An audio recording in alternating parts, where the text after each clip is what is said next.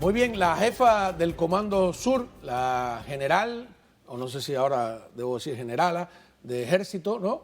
Que se llama Laura Richardson, y la vemos ahí, dijo a Newsweek en exclusiva que mientras todo el mundo está mirando a la región Asia-Pacífico, China ha acelerado sus esfuerzos justo bajo nuestras narices, y esa es una palabra de ella, lo de nuestras narices, que están en la zona roja, y hizo una comparación con el fútbol americano, dijo que están en la yarda 20 de nuestra casa, refiriéndose a la presencia china en el Caribe, América Central y América del Sur.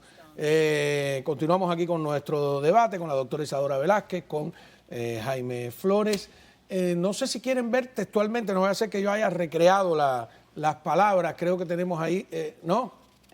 Me dice la producción que sí, que fui bastante exacto. No sé.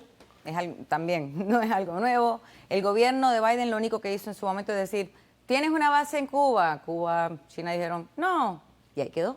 Y no hacemos nada al respecto y me limito a decir Cuba, pero la realidad es que lo mismo está pasando en Nicaragua. Y cuando se le ha preguntado a China sobre esto, su respuesta muy civil, muy diplomática, que hace sentido, es mantenemos relaciones con Latinoamérica, como debe ser, como una relación de negocio, ignorando lo que todos sabemos que está pasando.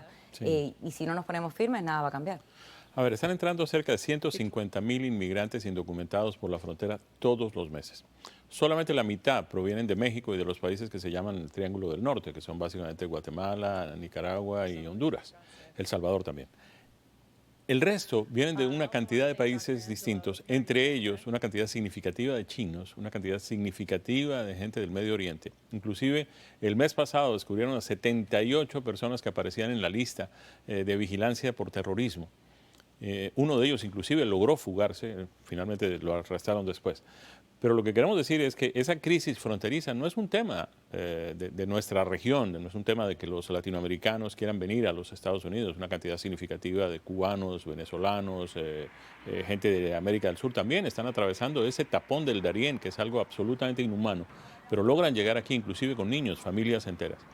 Pero estos chinos, estos orientales, estos hindúes, estas personas de otras nacionalidades, llegan aquí financiados por vaya uno a saber qué intereses, llegan aquí con capital suficiente para montar negocios y hacer cosas. Están comprando gran cantidades significativas de globos de tierra, muchos de ellos cercanos a bases militares de los Estados Unidos. Están apoderándose sistemáticamente de los campos donde hay producción agrícola en los Estados Unidos, de manera que en algún momento podemos estar en manos de los intereses de otros países para alimentar a nuestra gente. Es algo que el gobierno debería ver, como deberían haber visto también lo del globo chino, que atravesó la geografía completa de los Estados Unidos de punta a punta, de costa oeste a costa este, más de una semana volando sobre los Estados Unidos, y nos vinimos a enterar cuando ya prácticamente llegó el momento de derribarlo. Y esta es la hora en que han transcurrido varios meses y todavía no sabemos qué hacía ni qué clase de equipos, cosas venían dentro de este globo que tenía el tamaño de 3 autobuses escolares.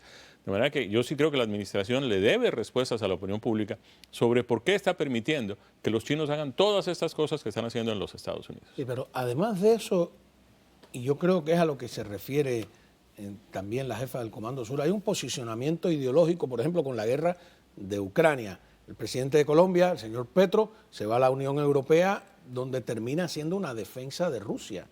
Y entonces...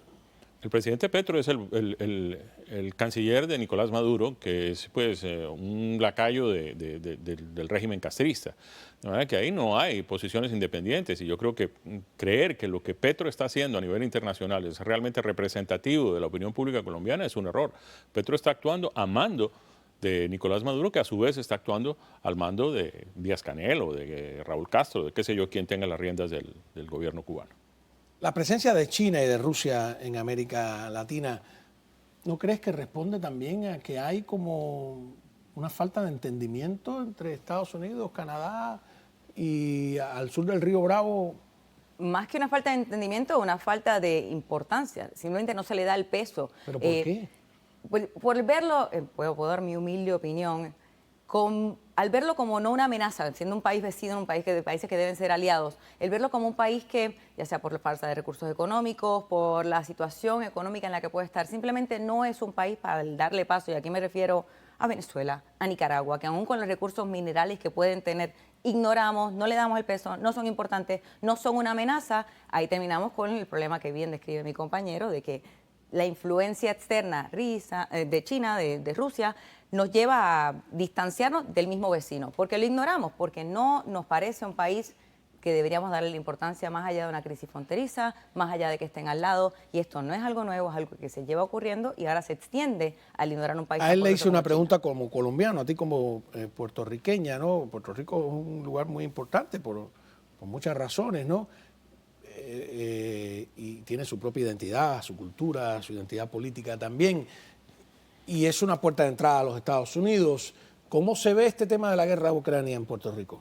Obviamente en Puerto Rico se entiende que tenemos ese sentimiento, aunque seamos puertorriqueños, somos patriotas, tenemos el sentimiento patriota americano y apoyamos los ideales americanos en contra de la guerra de Ucrania. Pero la actitud de los Estados Unidos a otros países, no solamente Ucrania, sino también nuevamente a nuestros vecinos latinoamericanos, se comparte ese punto de vista en Puerto Rico, de país ignorado. ¿Tú crees que aumenta o disminuye? Yo he estado en Puerto Rico muchas veces, a veces siento que ese patriotismo y el antinorteamericanismo se mezclan. ¿Eso ha aumentado o ha disminuido? Se ha mantenido igual. Me atrevo a decir que la guerra de Ucrania no ha sido en sí lo que influencie. ¿Y hay presencia rusa y china en Puerto Rico? Muy poca, muy poca.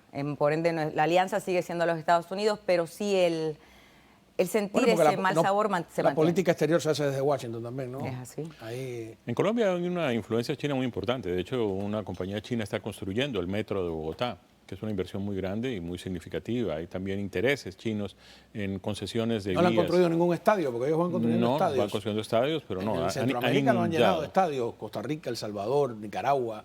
Han inundado el país de vehículos chinos, que son copias de vehículos japoneses y coreanos, pero muchísimo más baratos, de pésima calidad. ¿Qué marcas son marcas chinas de automóviles? LAN y Yan. Y la tecnología, todo Huawei. O sea, Huawei es el líder. Pero es que, volviendo al tema tuyo de por qué los Estados Unidos ignoran el océano de América Latina y por qué generan este descontento, lo que, en mi humilde opinión, y obviamente es muy personal, no compromete para nada al Comité Nacional Republicano, es que yo lo que creo es que los Estados Unidos deberían tener una política de Estado frente a América Latina y no una política de gobierno. Una política de gobierno que cambia cada vez que hay una fluctuación en la Casa Blanca, sale un demócrata, entra un republicano y volvemos y cambiamos todo. Debe haber una política de Estado. Las relaciones entre los Estados Unidos y América Latina deberían ser firmes, las mismas, independientemente de quién ocupe la Casa Blanca. En eso estamos de acuerdo. A ver, vamos a una pausa.